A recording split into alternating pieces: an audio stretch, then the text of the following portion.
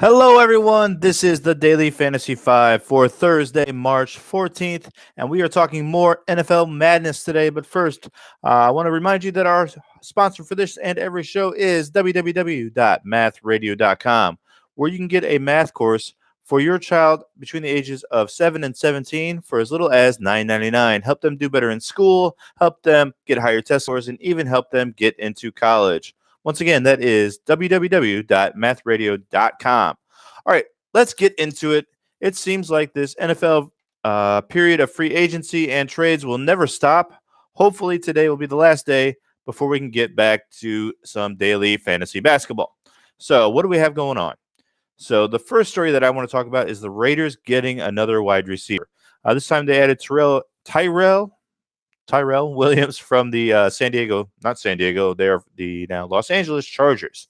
So last year he had 41 catches, 653 yards, and 5 touchdowns. A pretty disappointing year, right? Well, not to the Raiders, because the Raiders gave him $44 million for 4 years with $22 million guaranteed. So he is definitely going to be on the team and in that starting lineup for the Raiders next year. Does he have any fantasy value? I don't think so. I mean, as like your last wide receiver, if Antonio Brown gets injured, maybe he has value, but I don't see it. What this might do, though, is give Carr a boost. I still haven't finished my NFL wide receiver rankings for the upcoming season, but Carr certainly is going to move up with the signings of Antonio Brown and Tyrell Williams. I still don't like Carr that much, but those wide receivers should really help him out. So we'll see where he lands in the top 25, 30. We'll see. The number 2 story isn't even about football. We're going back to the MLB and some more spring training injuries. So the Angels' Andrew Heaney, who was in line to be the starting pitcher, the opening day starter for the Los Angeles Angels, now has elbow inflammation and will not be ready for the start of the season. He really wasn't that great last year. He had a decent strikeout to walk ratio, I believe 4-1. His ERA was over 4, WHIP of 1.2. I'd have to look that up again. But, I mean, he wasn't that fantastic. If he was going to be a sleeper for you, I might move him down your list now with this news coming out. Story number 3, we are going back to the NFL. Yikes. All right, so I like this move that I'm going to talk about for a real world football team. I think it's disaster for fantasy. Okay? I'm talking about the San Francisco 49ers signing Tevin Coleman. I love Tevin Coleman. I think he's an awesome running back. I also love McKinnon, who was going to be on the 49ers last year, and he got hurt. So what does this mean? Well, that means they have 3 running backs now on the team that can all get things done. In Breida on a rookie contract, McKinnon, who if they cut, they don't save any money in terms of the cap, and Coleman, who they just signed and obviously aren't going to cut. So they're going to have all 3 guys come opening day unless they trade McKinnon or Breida. I guess Breida might have value on the trade market, and Breida will have value, anywhere he goes. But now these guys kind of all cancel each other out. Who's going to have the bigger game? And there's certainly no way to tell before the season starts because obviously they, saw something in McKinnon. They see something in Coleman, and Breida was good last year. He really was. So what do you do from a fantasy perspective with these 3 guys?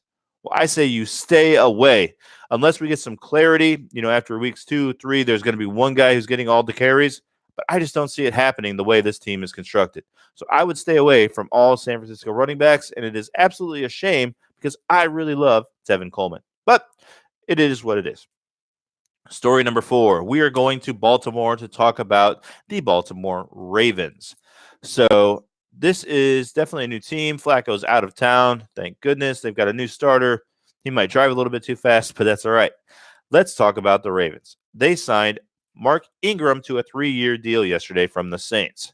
Now, I think it's possible that on this run-heavy team, he could be a top 15 running back. Don't tell anybody because I bet you can still get him cheap in most fantasy drafts or auctions. But Mark Ingram is a quality running back who just got put into one of the best situations in football. So I think he has a real chance to crack that top 15, top 20 running back slot. All right. Staying with the Ravens, I think their defense also got a lot better yesterday when they signed Earl Thomas. I don't really care that they lost Mosley. He was a decent player, but he's gone. So what? They lost. Actually, I'm not even sure they had Suggs on their team last year. Did they? Yeah, they lost Suggs too. He went I don't know, somewhere else. But bringing in Earl Thomas, when he's healthy, he is the best safety in all of football. So Baltimore didn't have the best defense last year. They weren't really even a startable defense last year because here's why. They were 11th in sacks, they were 18th in interceptions, and they never scored a touchdown on defense last year. That does not bring about a lot of fantasy points, but here's what they did. They were first in yards allowed, and they were second in points allowed. Okay. If you figure, interceptions and sacks will kind of even itself out and they'll be, league average, they could be a top 5, top 10 defense in fantasy this year going forward. Not the defense is, the most important position, but it is certainly possible. So that's it from the NFL.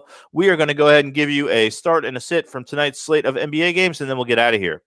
Who am I starting? I am starting my boy, De'Aaron Fox of the Sacramento Kings. Why? Well, I was listening to the BS podcast with Bill Simmons maybe 2 weeks ago, and he was talking about fast guys killing the Celtics. I can't recall exactly which player it was, but it was someone on the Clippers. I think it was who is it? Lou Williams, who was scoring all kinds of points. I think he put up like 40 points against them.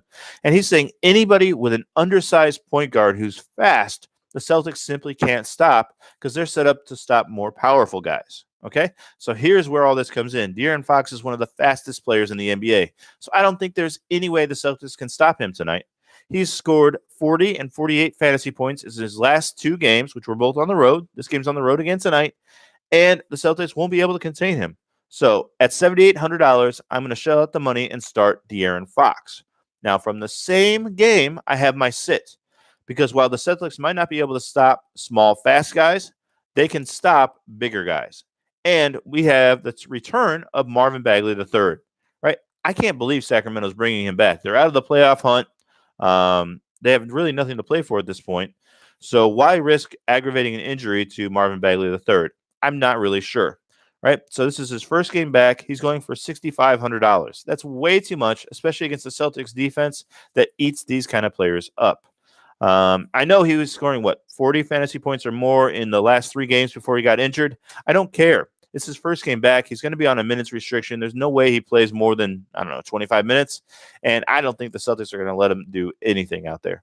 So I would not be starting Marvin Bagley, but I would be starting De'Aaron Fox. And those are the 5 things you need to know from the world of fantasy sports today, Thursday, March 14th. As always, please check out our sponsor, www.mathradio.com.